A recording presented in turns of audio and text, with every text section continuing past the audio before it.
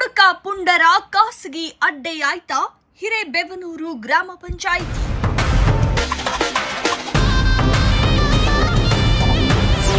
PDO Ravi Karjagi ಅವರೇ ಇಲ್ಲೊಮ್ಮೆ ಕಣ್ಣು ಹಾಯಿಸಿ.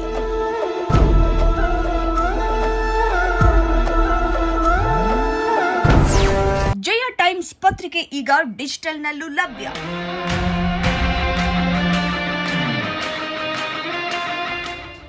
ನಮಸ್ಕಾರ ವೀಕ್ಷಕ. ಗ್ರಾಮದ ಅಭಿವೃದ್ಧಿಗೆ ಬೆಳಕಾಗಬೇಕಾದ ಗ್ರಾಮ ಪಂಚಾಯಿತಿ ಕಚೇರಿ ಇವತ್ತು ಕುಡುಕರ ಹಾಗೂ ಪುಂಡ ಪೋಖರಿಗಳ ಖಾಸಗಿ ಅಡ್ಡೆಯಾಗಿ ಮಾರ್ಪಟ್ಟಿದೆಯಾ?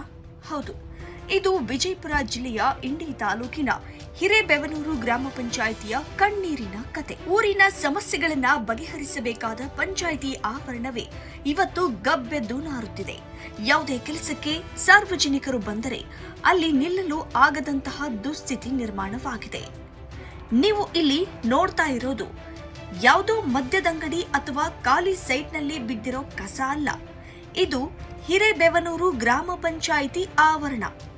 ಇಲ್ಲಿ ಹಗಲು ರಾತ್ರಿ ಎನ್ನದೆ ಮದ್ಯಪಾನ ಮಾಡುವ ಕುಡುಕರ ಸಾರಾಯಿ ಪಾಕೆಟ್ಗಳನ್ನ ಬಿಸಾಕಿ ಹೋಗುತ್ತಿದ್ದಾರೆ. ಇಡೀ ಪಂಚಾಯಿತಿ ಆವರಣವೇ ಕಸದ ರಾಶಿಯಿಂದ ತುಂಬಿ ತುಳುಕ್ತಾ ಇದೆ. ಅಷ್ಟೇ ಅಲ್ಲ, ಈ ಸರ್ಕಾರಿ ಕಚೇರಿ ಆವರಣ ಇವತ್ತು ಬಯಲು ಶೌಚಾಲಯವಾಗಿ ಬದಲಾಗಿದೆ. ಇಲ್ಲಿ ಬೀರುವ ಮೂತ್ರ ವಿಸರ್ಜನೆಯ ವಾಸನೆ ಮೂಗಿಗೆ ಬಡಿದರೆ ಸಾಕು, ಮನುಷ್ಯರು ಕ್ಷಣ ಕಾಲವೂ ನಿಲ್ಲಲು ಸಾಧ್ಯವಿಲ್ಲ.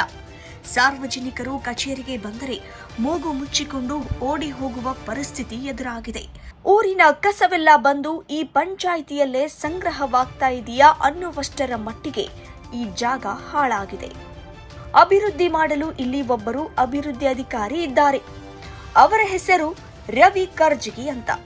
ಈಗ ಗ್ರಾಮಸ್ಥರು ಈ ರವಿ ಕರ್ಜಗಿ ಸಾಹೇಬ್ರಿಗೆ ನೇರವಾಗಿಯೇ ಪ್ರಶ್ನೆ ಮಾಡ್ತಾ ಇದ್ದಾರೆ. ಅಲ್ರಿ ರವಿ ಕರ್ಜಗಿ ಸಾಹೇಬ್ರೆ, ಊರನ್ನ ಅಭಿವೃದ್ಧಿ ಮಾಡದಿದ್ರೆ ಹೋಗ್ಲಿ ಮಾರೆಯಾ, ಮೊದಲು ಈ ಪಂಚಾಯಿತಿಯನ್ನಾದರೂ ಸ್ವಚ್ಛವಾಗಿಟ್ಟುಕೊಂಡು ಅಭಿವೃದ್ಧಿ ಮಾಡಿ. ಕಚೇರಿಗೆ ಬಂದ ಜನರಿಗೆ ಇಲ್ಲಿ ನಿಲ್ಲೋಕೂ ಸಹ ಆಗ್ತಾ ಇಲ್ಲ. ಸಾರಾಯಿ ಪಾಕೆಟ್ಗಳು, ಮೂತ್ರದ ದುರ್ನಾತವೇ ತುಂಬಿದೆ. ಇದು ನಿಮ್ಮ ಕಣ್ಣಿಗೆ ಕಾಣ್ತಾ ಇಲ್ವಾ?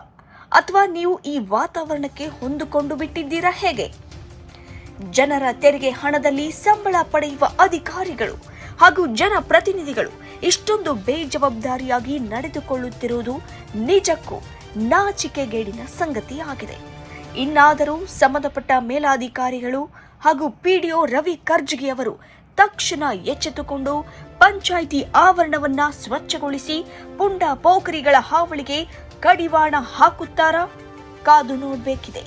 ನಿಮ್ಮ ಅನಿಸಿಕೆಗಳನ್ನ ಕಮೆಂಟ್ ಮಾಡಿ ತಿಳಿಸಿ. ನಿರಂತರ ಸುದ್ದಿಗಳಿಗಾಗಿ ನಮ್ಮ ಜಯ ಟೈಮ್ಸ್ ಚಾನೆಲ್ ಸಬ್ಸ್ಕ್ರೈಬ್ ಮಾಡಿ. ಧನ್ಯವಾದಗಳು.